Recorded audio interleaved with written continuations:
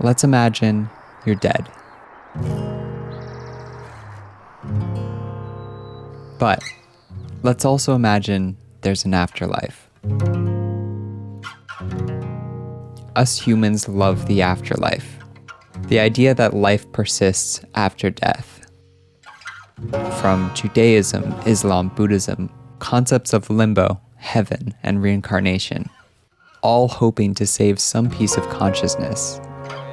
And with so much unknown, it's tempting to fill in the blanks, and we're pretty good at it. Stories about why we're here and where we're going after. But imagine an afterlife, one where, before you can enter, you must choose only one memory of your life. A single experience of consciousness, one moment to keep with you forever. What would you choose?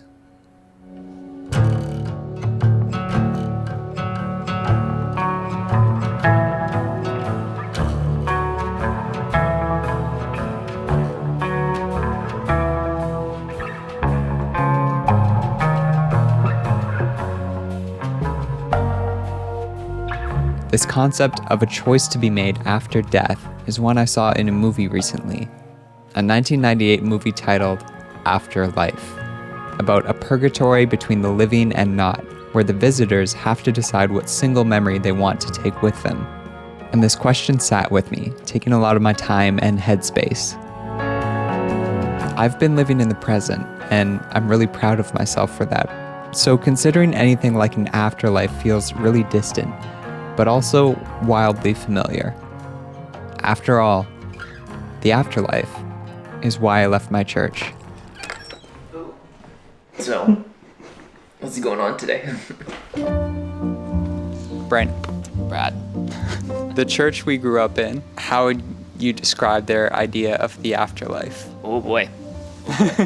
A paradise. There was some people who was like doing what they perceived to be the right thing to get into heaven. You came across a few people who had very kind of warped ideas of what that meant. For me personally, I do take solace and peace in the fact knowing that there's kind of something beyond this. It's an excuse for me to not act, I feel so dated saying this, to not act YOLO.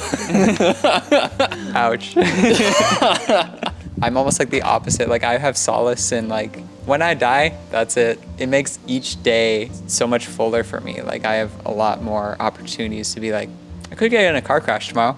I mean, yeah, the concept of a afterlife or heaven or sure, yeah, bizarre, absolutely. Let's not get distracted by that. We still have a life here on Earth to be aware of, at the very least.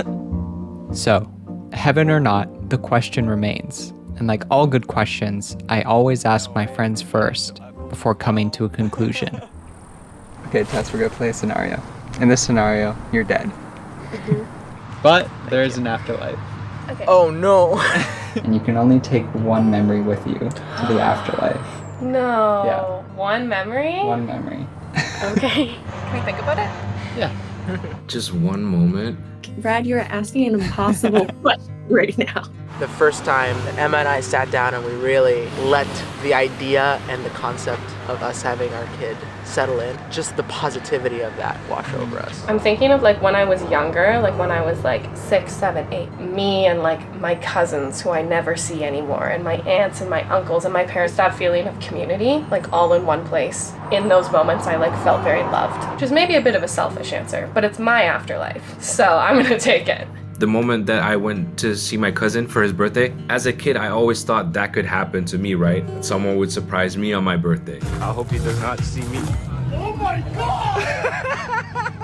And now I'm doing it myself. I'm taking action. I choose this memory of me finding out how to be more active and how to fulfill myself a lot more. I wish that there was a memory that I have of all people in one place to have a deep and meaningful conversation with every single one of them. It's not an actual memory, but if it could be one, that's what I would take with me.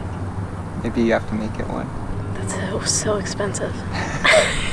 The day that my dad bought me my first radio, like he kind of introduced me to music growing up. That was like the last gift I ever got from him because he like passed away like the day after. It holds like a super monumental thing for me. I'm taking parts of him with me as like I continue on my own journey in life. This is my fun answer that I thought of. It's my Mexico trip, but it was when all my friends came down. We just danced to like Latin music all night, and it was just a reminder that like you can prioritize the friendships and the things that matter most to you. It's funny you say all your friends because I don't remember going down to Mexico.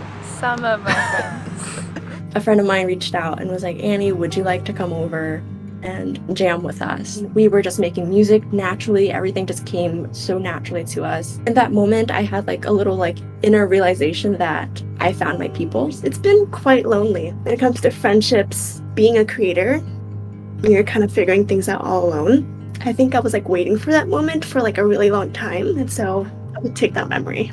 That's stunning. That's beautiful. Thank you so much. Thank you. I'm sorry for crying. I feel like I get really emotional whenever I talk about literally anything sentimental.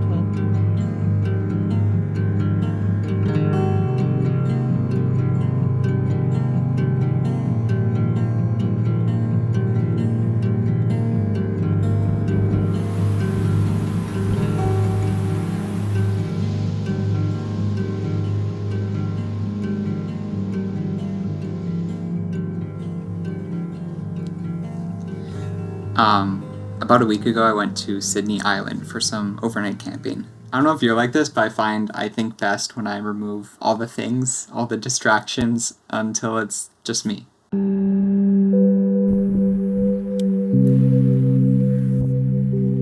I love asking questions, but even more so with this one, I don't think the individual answer is the point. I think it's about how we choose that answer. Everyone I talked to took a long time thinking about their answer. Trust me, I cut out all those long pauses. But I think that's the point. It should be hard to pick just one moment. We should live our lives in a way that creates memories worth considering and keeping forever.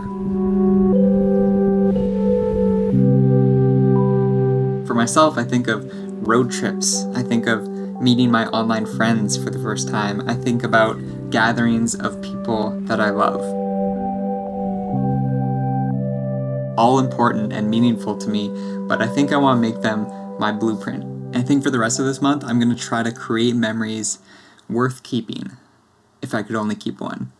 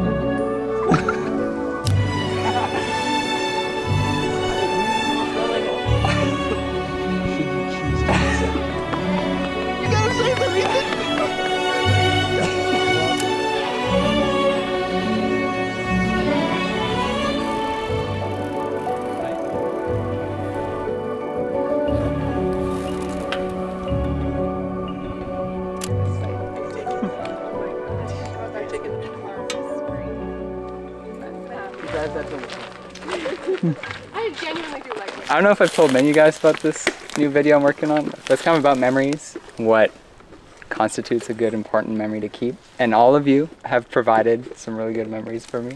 I thought it'd be fun to bury some moments together. Some of you I've known for most of my life. Others, and some of you. one day. Let's rip a page out. Was it the 80-20 rule? You look like because you laughed. You laughed. I'm recording you or you recording? Pokemon cards. Yeah. Oh. My cat that I quickly snapped before we came here. Yo. Who is that? It's me. Good stuff.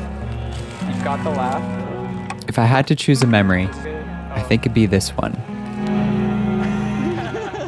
But I say this knowing I have many more to make. Moments that will fill this life until I meet whatever's after.